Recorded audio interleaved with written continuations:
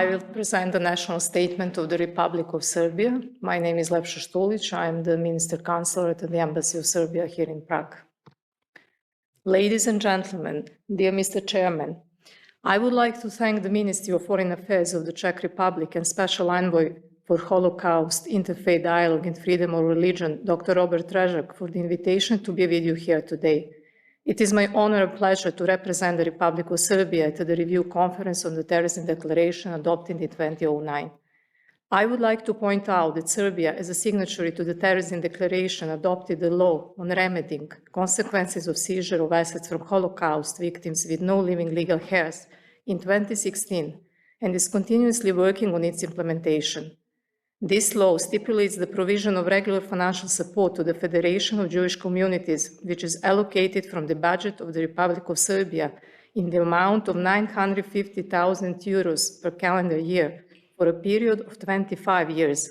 while significant funds are also provided through the management of funds obtained through the return of real estate. These funds can only be used for the following purposes: studying and documenting the Holocaust period, marking important dates from the Holocaust period and its commemoration in the Republic of Serbia, scientific research projects related to the Holocaust and other crimes committed by the Nazis and their collaborators and issuing publications on these topics, education about the Holocaust and other crimes of the Nazis and their collaborators, cultural events, as well as fostering tradition, financing of education and scholarships for students, young talents and scientists from the Republic of Serbia, financial support to surviving victims of the Holocaust who had resided on the territory of the Republic of Serbia at the time of the Holocaust and who are currently living in the Republic of Serbia or abroad, financial support to the existing Jewish community in the Republic of Serbia, strengthening the ties of the Jewish community in the Republic of Serbia with fellow Jews in other countries. And last but not the least, supporting future-related activities by depositing a portion of the generated funds in bank savings accounts, etc. Furthermore, Serbia fully supports the work done by the International Holocaust Remembrance Alliance, IHRA.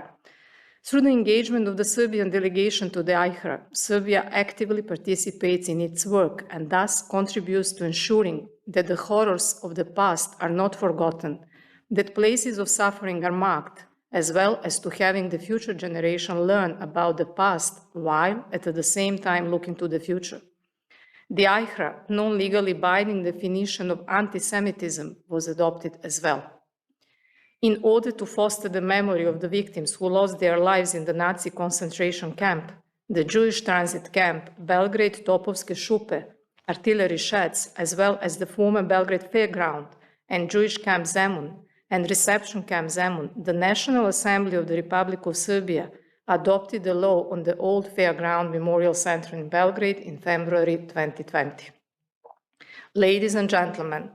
we are witnessing that the whirlwind of neo-fascist and neo-Nazi movements and revisionist tendencies has been strengthening in the different parts of the world, that hate speech, racial discrimination, and intolerance are present more than ever in public life and media, and therefore it is our duty not to forget the Holocaust and, more importantly, not to let it happen again.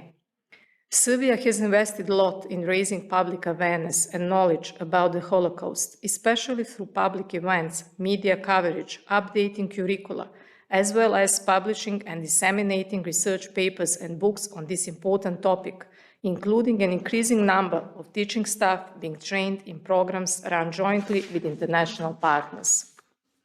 In conclusion, allow me to highlight the national pledges of the Republic of Serbia.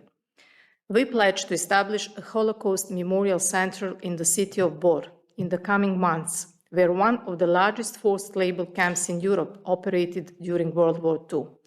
The Memorial Center is envisaged as an interactive venue dedicated to strengthening the culture of remembrance of the Holocaust, encouraging cultural and educational exchange with relevant international partners, institutions, and experts in the field of the Holocaust.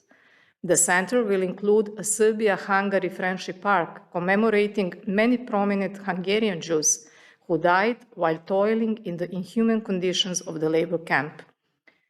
We commit to invest a sum of more than 500,000 euros in this project together with Hungary.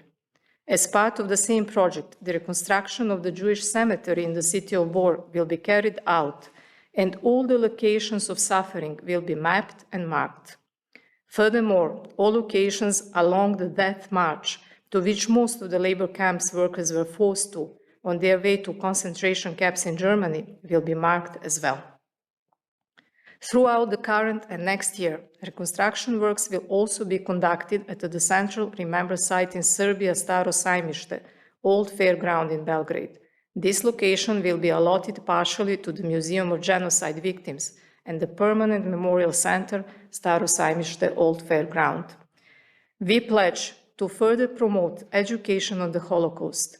education for children and young adults, as well as teachers and others in the formal and informal educational system, aimed at preventing anti-Semitism and other forms of racism, will be carried out through an extensive and interactive program in schools and other institutions. Furthermore, Literature Festival dedicated to the memory of the Holocaust will be inaugurated in 2022,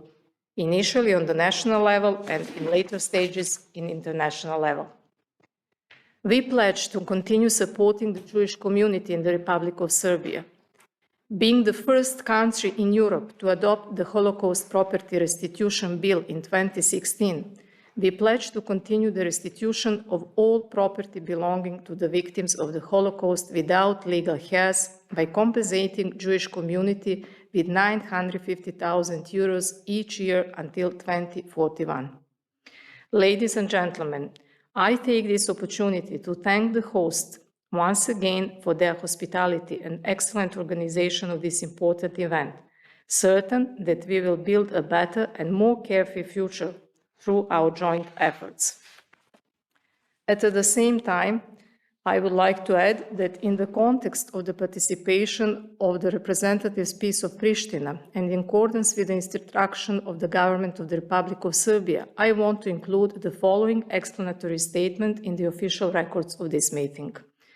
Kosovo and Metohija is an autonomous province of the Republic of Serbia under the interim administration of the United Nations subject to the legally binding United Nations Security Council Resolution 1244 from 1999. It is absolutely unacceptable to misuse this gathering in such a manner to affirm the illegal unilaterally declared independence of the so-called Kosovo, while the valid United Nations resolution is still in effect, guaranteeing the sovereignty and territorial integrity of the Republic of Serbia. Participation of the representatives of peace in Pristina should in no way prejudice the issue of the final status of the province, and the participation of the representatives of the Republic of Serbia at the meeting in no way changes the position of the Republic of Serbia to not recognize the illegally unilaterally declared independence of the so-called Kosovo. Thank you.